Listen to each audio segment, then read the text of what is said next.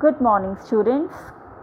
I hope you all have watched the previous video of this chapter, Grandpa Tickles a Tiger.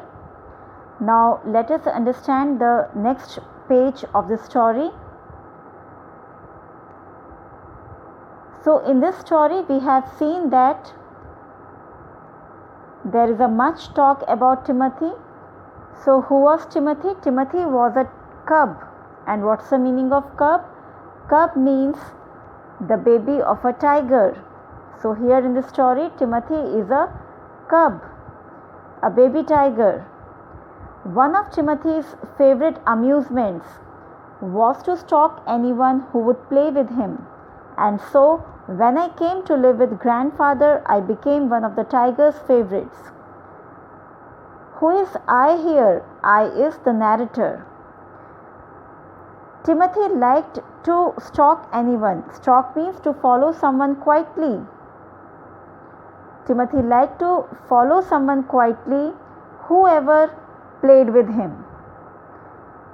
That's why when the narrator came to live with grandfather, then the narrator became one of the favorites of Timothy. And at this time, Timothy was of the size of a full grown retriever. What's the meaning of retriever? Retriever means a large dog used in hunting. So whenever they both used to go for walks, the narrator and Timothy, then people on the road would not go close to them. The people on the road would give us a wide berth. That means they would move away from them. When he pulled hard on his chain, I had difficulty keeping up with him. Now when here he means Timothy. When Timothy pulled hard on his chain, then the narrator found it difficulty to move at the same pace as Timothy moved. His favorite place, here his means Timothy. The favorite place of Timothy in the house was the drawing room, and he would make himself comfortable on the long sofa, reclining there with great dignity and snarling at anybody who tried to get him off. See what life this Timothy lived, comfortable life in a house. His favorite place in the house was the drawing room, and he would sit comfortably on the long sofa, reclining there. Reclining means leaning in a comfortable resting position. So the tiger,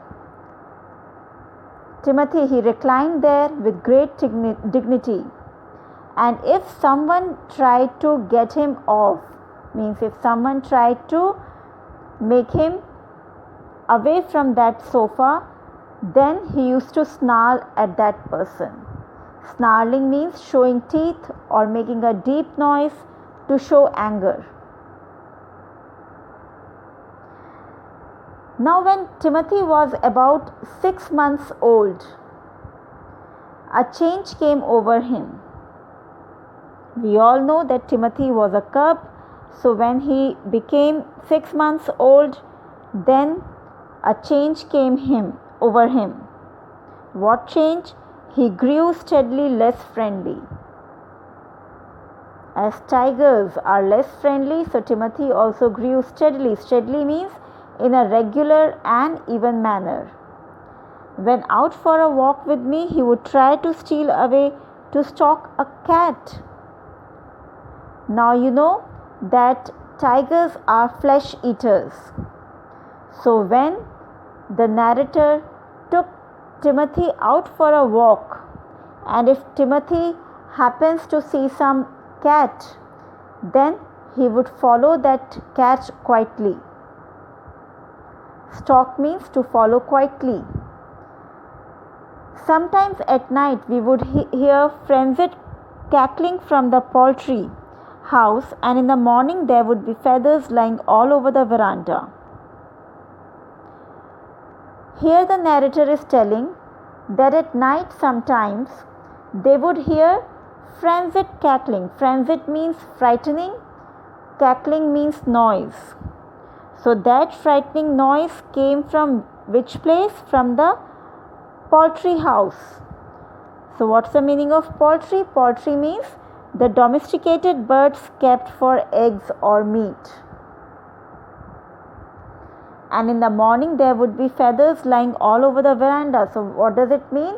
That it means that it indicates that maybe Timothy ate some poultry from the poultry house, and the feathers of that bird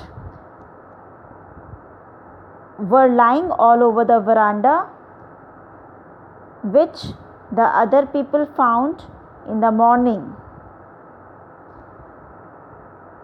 Timothy had to be chained up more often. Now, because Timothy was growing up, he was a flesh eater because he was a cub, so he needed to be chained up, to be kept in chains, to be kept tied more often.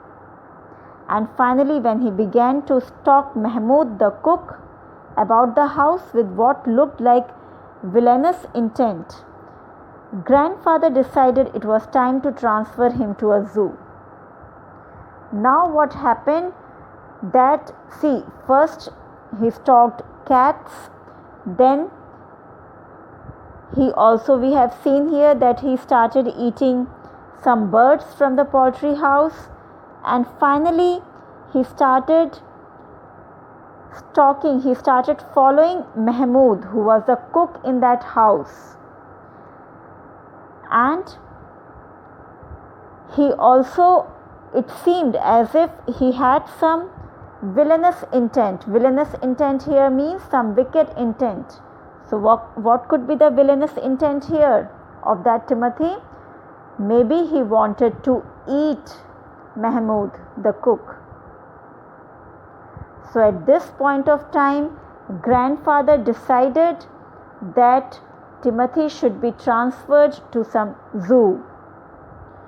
The nearest zoo was at Lucknow, 200 miles away, reserving a first-class compartment for himself and Timothy. You see, grandfather reserved a first-class compartment, full compartment. Why?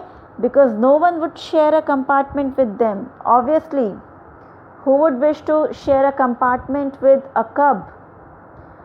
So grandfather took him to Lucknow, where the zoo authorities were only too glad to receive as a gift a well-fed and fairly civilized tiger.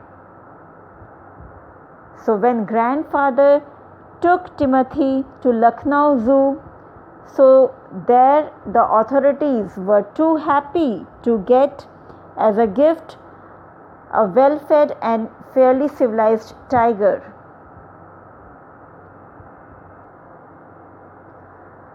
So what happened next?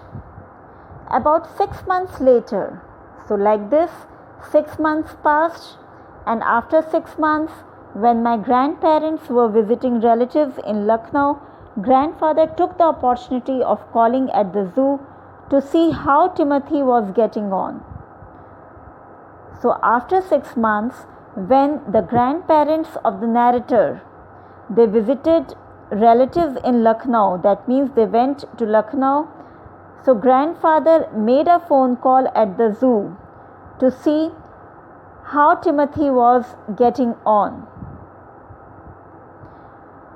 I was not there to accompany him, but I heard all about it when he returned to Dehra. The narrator did not accompany the grandfather, but when grandfather returned to Dehra, then the narrator came to know about everything. Arriving at the zoo, grandfather made straight for the particular cage in which Timothy had been interned. So when grandfather reached to the zoo, then grandfather went straight to that particular cage in which Timothy was kept. The tiger was there, crouched in a corner, full grown and with a magnificent striped coat. The grandfather found there the cub. He was crouched in a corner. He was full grown and he was looking very magnificent. Why? Because he had now a fully grown striped coat also. You know, tigers have stripes. So that was really looking a magnificent striped coat. "Hello, Timothy," said grandfather, and climbing the railing with ease, he put his arm through the bars of the cage. The grandfather, he called out Timothy. He said, "Hello, Timothy," and he climbed the railing easily. He had no fear that there is a tiger inside a cage. So he put his arm through the bars of the cage.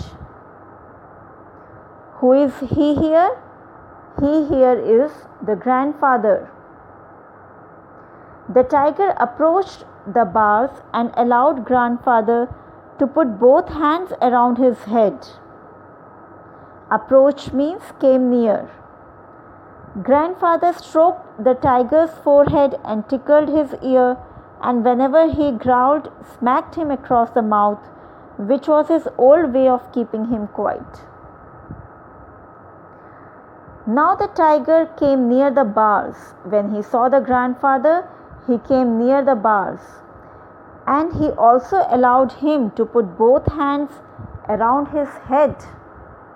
Now you imagine a tiger allowing a human being to put both his hands around his head. Grandfather stroked the tiger's forehead and tickled his ear, and whenever he growled, smacked him across the mouth, which was his old way of keeping him quiet. Now the tiger was very near to grandfather.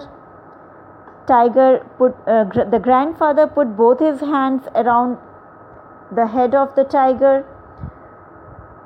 Grandfather also stroked. Stroked means to move hands with gentle pressure. Grandfather stroked the tiger's forehead. He touched the forehead of the tiger, and also he tickled his ear. And whenever he growled, he here is Timothy. So whenever Timothy growled, growl means to make a low, rough sound in anger. Then he smacked him. Smacked him here means hit. So he hit him across the mouth, which was his old way of keeping him quiet.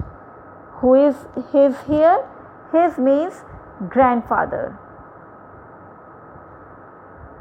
So students, I hope you all have understood this page number 31 as well.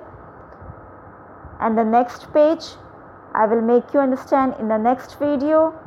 Till then, study nicely, pay attention to your studies. In case of any doubt, you ask me. Thank you. Bye-bye.